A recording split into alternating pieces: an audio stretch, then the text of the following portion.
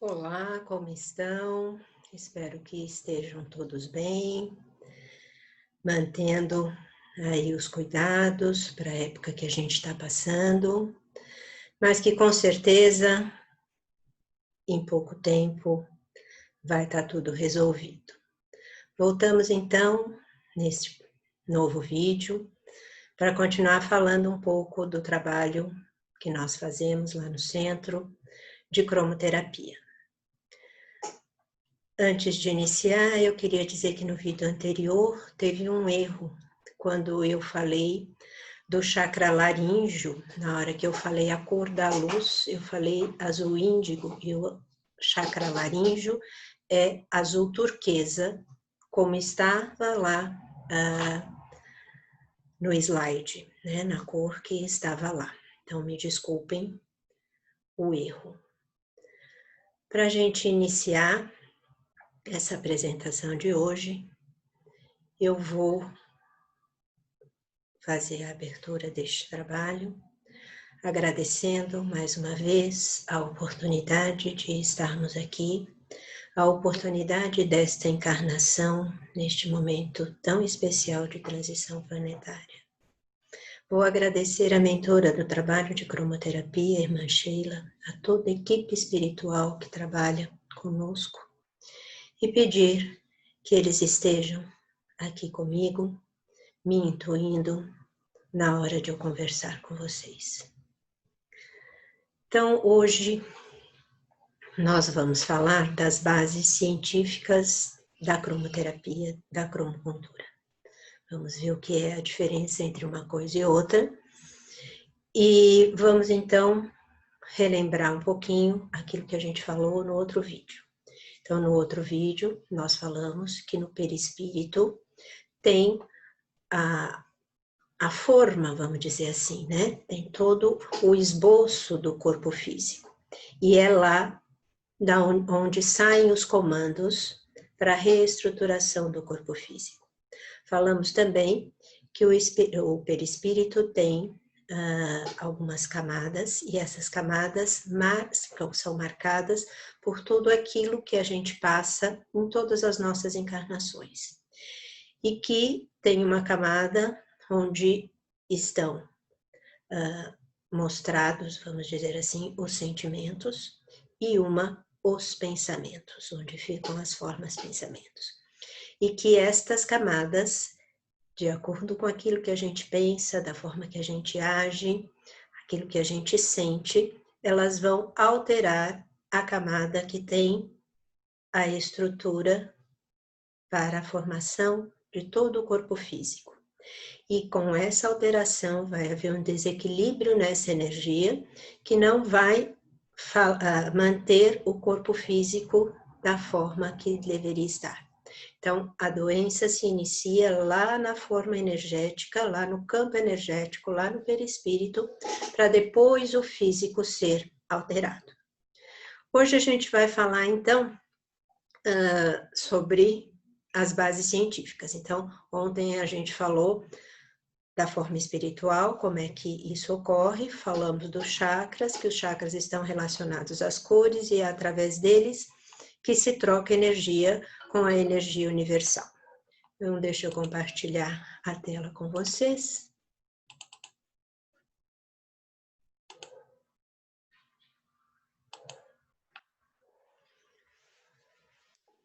Então, vamos falar o que a ciência diz para a gente.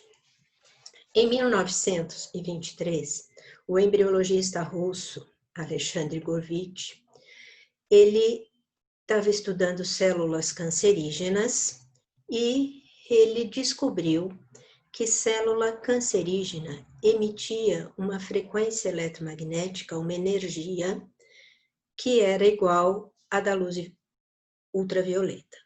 Então, ele descobriu que célula cancerígena emite luz ultravioleta. Mas ele não soube o que ele fazer com isso. Ele descobriu, tá, ficou por isso mesmo. Então, na década de 30, após esse descobrimento, muita gente estudou isso. Tanto na Europa quanto nos Estados Unidos, isso foi muito estudado. Mas todo mundo concluiu que realmente a célula cancerígena emite ultravioleta, mas ninguém soube o que fazer com isso. Em 1970, um pesquisador russo, o Fritz Popp, ele pegou esses trabalhos, leu e pensou, bom, a célula cancerígena emite uma luz ultravioleta. E o que será que emite uma célula normal? E começou, então, a estudar as células normais, começou estudando micro-organismos e concluiu que a célula normal emite luz. Então, em 1974, ele, que era professor de radiologia da Universidade de Marburg, na Alemanha, concluiu que a célula normal emitia luz. Mas ele precisava provar que a célula normal emitia luz. E o Ruth Bernard foi lá no laboratório do Popp pedir para o Popp orientar o seu doutorado. E o Popp falou, orienta o seu doutorado, desde que você desenvolva um contador de fótons. E explicou para o Ruth Bernard as pesquisas dele, o que ele acreditava que as células vivas emitiam luz, mas uma luz, uma quantidade de luz muito pequena, e que precisaria de um aparelho que contasse esses fótons, essa luz, para provar isso. E o Ruth Bernard achou que ele era muito louco, que ele estava errado, e que ele ia desenvolver, sim, essa máquina para provar para o Popp que o Popp estava errado. E ele desenvolveu o fotomultiplicador EMI9558QA, e foi, então, comprovado que as células vivas emitem luz. E em 76, então, o Popp deu continuidade às suas pesquisas, trabalhando inicialmente com mudas de pepino e depois com amebas. E foi estudando e comprovando que todos os seres vivos, todas as células vivas, humanas, animais e vegetais, emitem luz. Essa luz emitida pelas células vivas, né, pelos seres vivos, ele denominou de biofóton. Então, biofóton são emissões ultrafracas de fótons, então de luz, pelos sistemas biológicos. São ondas eletromagnéticas fracas que estão na faixa do espectro óptico, que vai de 300 a 800 nanômetros, ou seja, luz visível. Então, todas as células vivas de plantas, animais e seres humanos emitem biofótons, e essa emissão é a expressão do estado funcional dos organismos vivos. Então, o que quer dizer isso? Se, por exemplo, o estômago emite amarelo, então um estômago saudável emite luz amarela. Se ele estiver emitindo luz verde ou azul ou vermelha, é porque ele está doente. E ele só vai voltar a ficar saudável quando ele voltar a emitir luz amarela. Então, essa luz, esses biofótons, que são emitidos pelos sistemas biológicos, pelos sistemas vivos, eles são a expressão funcional deste organismo. Se esse organismo está saudável ou se esse organismo está doente. O professor Vladimir Veikov, da Universidade de Moscou, disse que o biofóton é uma radiação eletromagnética coerente e ultrafraca. Uma radiação eletromagnética coerente seria um laser, tá? Então, ele seria um tipo de laser bem fraquinho, que é capaz de modular as atividades fisiológicas das células e dos sistemas vivos de ordem superior. Então, ele diz o seguinte, que o ser vivo emite luz. Cada uma cada um dos órgãos, cada uma das células emite a sua própria luz. E essa luz coerente, um tipo de laser, é quem diz como é que a fisiologia vai ocorrer. Então, a informação para as atividades bioquímicas do organismo é dado por essa energia eletromagnética emitida pelas células. Então, a partir deste ponto de vista, os biofótons são pacotes de ondas com valor informacional, o qual é revelado pelos seus efeitos regulatórios sobre os sistemas vivos. Tá? Então, ele diz que é a luz que é a responsável por indicar ao sistema neuroendócrino o que deve ser feito fisiologicamente. Então, esse aqui é o espectro eletromagnético. A principal fonte de energia eletromagnética é o Sol.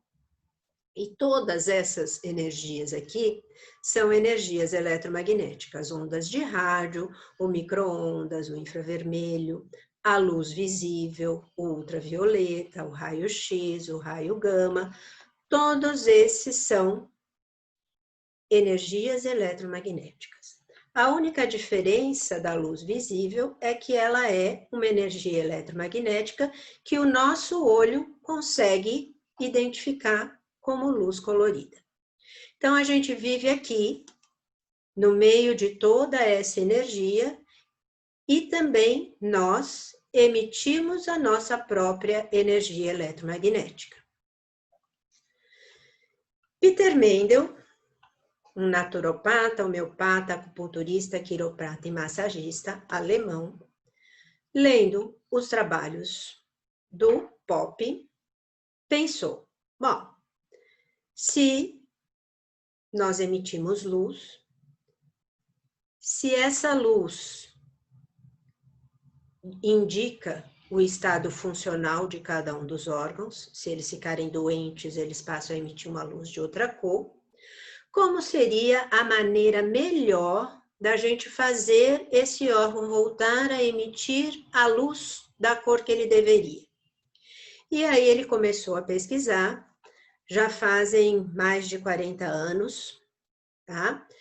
Ele e o Pope ainda são encarnados, ele tem um instituto, agora na Suíça, onde ele faz os tratamentos de cromopuntura, e nessas pesquisas dele, ele descobriu que a melhor forma que se tem de fazer a luz chegar até o órgão e que, por ressonância, ele volte a emitir a luz que ele deveria emitir, é através dos meridianos de acupuntura.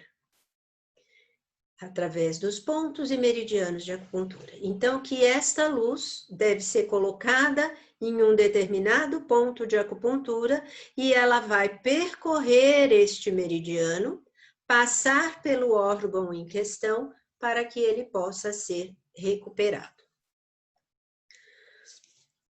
Mais tarde, isto aqui é bem recente, aqui nos últimos 10 anos, o Instituto de Terapia Experimental de Novosibirsk, na Rússia, sob a direção do professor Pankratov, foi capaz de, então, de provar, após muitos anos de experiências, que existe no corpo humano, nos animais e nas plantas, vias de luz, caminhos de luz, que correspondem exatamente ao trajeto dos meridianos da medicina tradicional chinesa.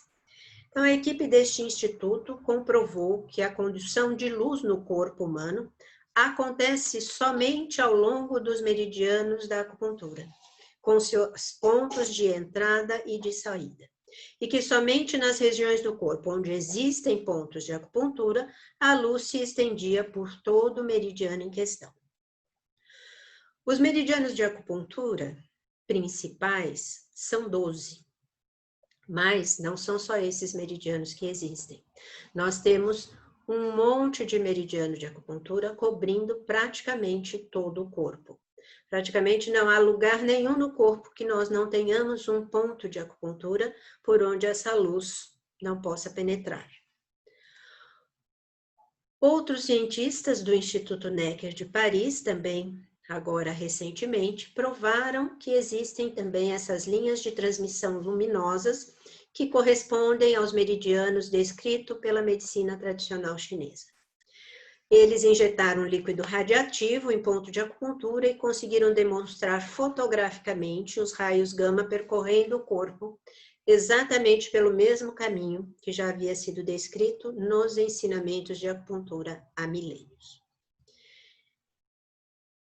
Então, o Peter Mendel descobriu, que a forma mais fácil de fazer essa luz chegar ao órgão que está desequilibrado, para fazer com que ele retome o seu equilíbrio, é através dos pontos de acupuntura e meridianos de acupuntura.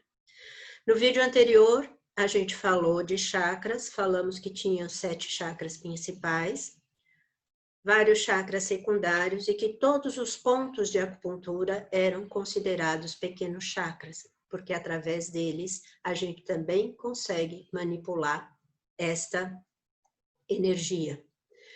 E que esses chakras passavam por todo o perispírito, tá? Não existe nada ainda falando dos pontos de acupuntura chegarem até o perispírito, mas como o perispírito está ligado a todo o corpo, como ele tem a matriz energética para a formação de todo o corpo, eu acredito que quando a gente usa a luz num ponto de acupuntura, no meridiano de acupuntura, a gente está trabalhando diretamente na matriz energética do perispírito. E alterando essa matriz energética, alterando a vibração dessa matriz, a gente consegue fazer com que o órgão volte a emitir a luz que lhe corresponde. O Peter Mendel, então, concluiu que a melhor forma é através dos pontos e meridianos de acupuntura. Mas ele também foi estudar a teoria das cores, porque, afinal de contas, a gente ia usar luz colorida. E que luz colorida iria se usar? Ele pegou a teoria das cores de Goethe, que foi feita em 1810, mas que até hoje é a teoria utilizada para o estudo da formação de cores. Goethe disse o seguinte, que só existem 3 cores, o vermelho, o amarelo e o azul. E que a natureza é tão perfeita que essas 3 cores podem ser colocadas nos vértices de um triângulo equilátero, que para ele é a figura geométrica mais perfeita que existe. Que, quando a gente combina 2 destas cores, que ele chamou primárias, que ele diz que são as 3 únicas cores que existem, a gente obtém uma outra cor. Então, quando eu misturo vermelho com amarelo, eu tenho laranja. Quando eu misturo amarelo e azul, eu tenho verde. E quando eu misturo vermelho e azul, eu tenho violeta. E que isto também era tão perfeito que também caberia nos vértices de um triângulo equilátero. E que estas são as únicas cores que existem. Que branco não é cor, porque branco é a soma de todas as cores. Preto não é cor, porque preto é a ausência total de cor. E o marrom e o cinza não são cores, porque o marrom e o cinza é a sujeira formada quando eu misturo as 3 cores primárias. Então, se eu misturo 2 cores primárias, eu tenho uma cor secundária. Mas se eu misturo 2 cores secundárias, eu vou ter, se eu misturo laranja com verde, eu tenho vermelho, amarelo e azul. Eu tenho as 3 cores primárias juntas. E isso aqui vai dar ou cinza ou marrom, que é uma sujeira, segundo ele. Não é uma cor. Então, todo o espectro de cores está entre estas cores aqui. Então, eu tenho vários tons de vermelho até chegar no laranja, vários tons de laranja que vão chegar no amarelo, vários tons de amarelo até chegar no verde e assim por diante. Então, todo o espectro de cores está aqui. Vermelho, amarelo e azul são as cores primárias. Laranja, verde e violeta são as cores secundárias. E ele dividiu esse grupo de cores em dois espectros. O espectro quente, onde temos o vermelho, o laranja e o amarelo, e o espectro frio, o verde, o azul e o violeta. Associou as cores quentes ao Yang e as cores frias ao Yin. O que quer dizer isto? Na medicina chinesa, nós classificamos as doenças em doenças Yang ou doenças Yin. As doenças Yang são as doenças agudas, com calor, vermelhas, quando a pessoa tem muita dor, uma dor que não pode ser tocada, a pessoa transpira muito, tem muito calor. Enquanto as doenças Yin são doenças degenerativas, doenças mais duradouras, doenças que melhoram pela aplicação de calor, doenças que a dor não é muito aguda, vai doer só se você apertar muito no local. E quando a gente tem, então, uma doença Yang, na classificação da medicina chinesa, a gente vai tratar com cores Yin. Quando a gente tem uma doença Yin, a gente vai tratar com cor Yang. Então, muitas vezes, na hora lá do nosso tratamento, eu acabo falando para o pessoal que está trabalhando, tonifica o Yin do fígado, tonifica o Yin do rim, tá? Vamos sedar o fígado, vamos fazer coisa desse tipo, porque é uma linguagem que a gente já sabe que tipo de cor que a gente vai usar e quais pontos de acupuntura nós vamos estar trabalhando. E o Peter Mendel, então, desenvolveu o que ele chamou de cromopuntura. Então, para o Peter Mendel, cromopuntura é o tratamento de pontos de acupuntura com luz de cores complementares para reequilibrar a emissão de biofótons de células e órgãos.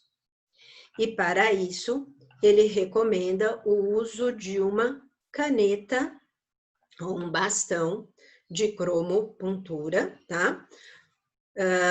O que nós usamos lá no nosso trabalho não é exatamente este, mas é um bastão com uma ponta de cristal, onde a gente coloca as lâminas de cor, para então reequilibrar e tentar fazer com que aquele órgão volte a emitir a cor que ele emitia antes. Então, nós estamos trabalhando dentro daquilo que a ciência está comprovando há muito pouco tempo, que é tratar com luz colorida, porque nós emitimos luz colorida. Eu li, já há uns 10 anos atrás, um livro psicografado, e o espírito que falava era um físico até que, um físico alemão, e ele dizia que uma coisa muito diferente que ele viu lá na espiritualidade é que eles usavam luz líquida para o tratamento, que é uma coisa que nós não conhecemos. Mas tudo que a gente ouve falar e tudo aquilo que os médiuns de visão, os médiuns que conseguem ver o que está acontecendo nos trabalhos, nas salas de cura, sempre estão relacionados à luz. Eu tenho alguns amigos que enxergam e sempre falam em máquinas que emitem luz, que faz como se fosse um scanner em cima da gente. Então, tudo que a gente ouve falar muito de tratamento na espiritualidade é através da luz. E então, a gente está usando o mais atual da ciência, tá? Para trabalhar junto com a espiritualidade, aquilo que a espiritualidade, pelo que se sabe, utiliza muito lá no plano espiritual. E nós lá, então, fazemos, não exatamente isso que o Peter Mendel recomendou, né? A gente não fica muito preocupado em usar cor complementar, mas a gente procura perguntar para o paciente o que ele tem, o que ele está sentindo, para ajustar, então, o uso da cromoterapia com os pontos e meridianos de acupuntura, para que ela possa percorrer o organismo e possa, então, restaurar a nível, eu acredito, a nível do perispírito, para que haja uma reestruturação física. Mas, se a gente continuar a pensar os mesmos pensamentos, a sentir as mesmas emoções, não fizermos a nossa tão falada reforma interior para mudar o nosso padrão vibratório, nós vamos continuar poluindo as nossas camadas emocional e mental do perispírito e desequilibrando todo o conjunto e fazendo com que esse perispírito desequilibrado volte a se desorganizar até chegar a uma lesão física. Então, eu sempre falo isso, parece que eu sou chata, que eu fico batendo na mesma tecla, mas é que a gente não consegue resolver todos os problemas se quem tem o problema também não se ajudar. A espiritualidade, garanto que faz toda a parte deles e mais um pouco, mas se a gente continua bombardeando o nosso perispírito de poluente, de coisa que tem uma frequência que vai alterar todo o funcionamento dele, a gente vai novamente voltar ao ponto de partida, tá? Então, é possível sim resolver todos os problemas, a espiritualidade consegue sim nos auxiliar demais, mas a gente tem que fazer a nossa parte, tá bom? Então, no próximo vídeo, a gente vai estar falando da utilização das cores, tá? Para que o vermelho é utilizado, para que o azul é utilizado, encerrando assim, então, aquilo que a gente queria mostrar para vocês sobre o uso de cor para a recuperação física das pessoas e também dos animais e também das plantas, ok? Eu vou encerrar agradecendo mais uma vez pela oportunidade de estar aqui com vocês, agradecendo a oportunidade desta encarnação neste momento especial de transição planetária, agradecendo a mentora do trabalho de cromoterapia, irmã Sheila, agradecendo a toda a equipe espiritual que lá trabalha e agradecendo a todos vocês por estarem aqui comigo neste momento. Até então, o próximo vídeo. Obrigada!